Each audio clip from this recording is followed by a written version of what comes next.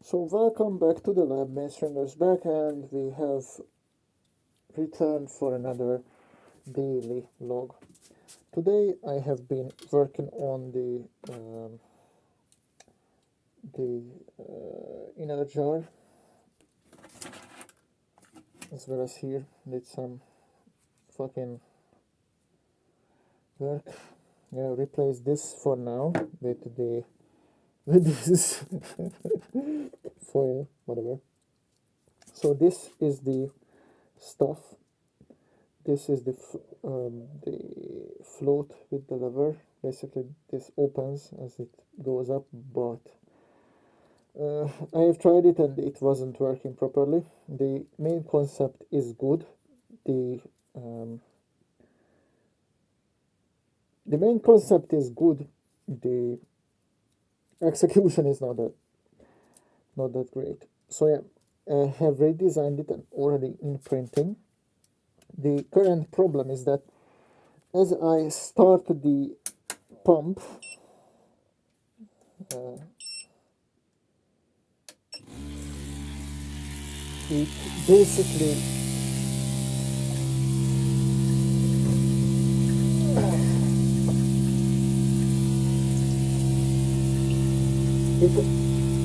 the water comes back aggressively,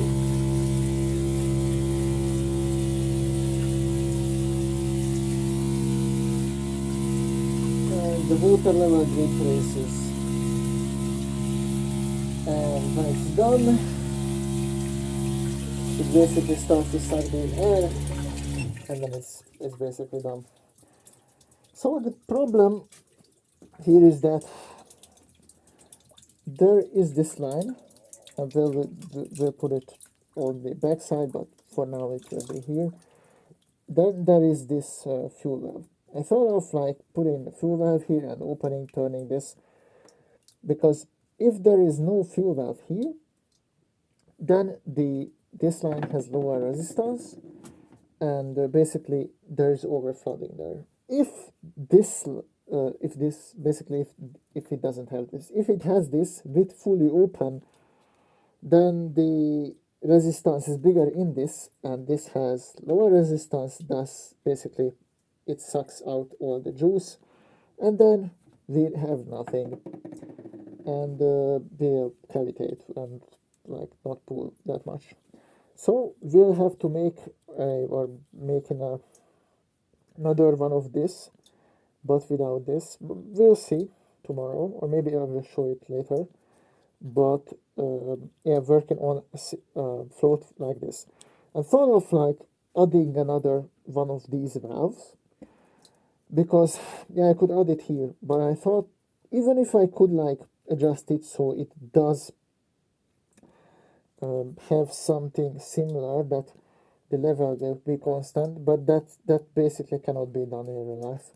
You cannot fucking have a manual system to basically to suck down that and keep it constant. It will never happen, because you either this is low or the other one is low, meaning that either it goes down, it oversucks, or it overfloods. So you can't basically balance it. So this is why you need this floaty thingy, because if we set it like this or leave it like this, and this oversucks, when it does that, this have like we have the thingy here, and when the level decreases, it closes off the valve, and that's it.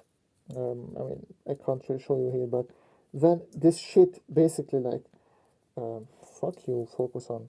So when this lowers, this would like close the whole thing off, and then that's it. And when it closes that off, it won't suck through that line. So from here it will suck the water, and the water will still flow. There will be a lot of inflow still happening. It will increase the volume in the inner jar, and when it is increased enough, the float will go up, and it will open the plug, and then it will start this cycle again. and that way it will work fine.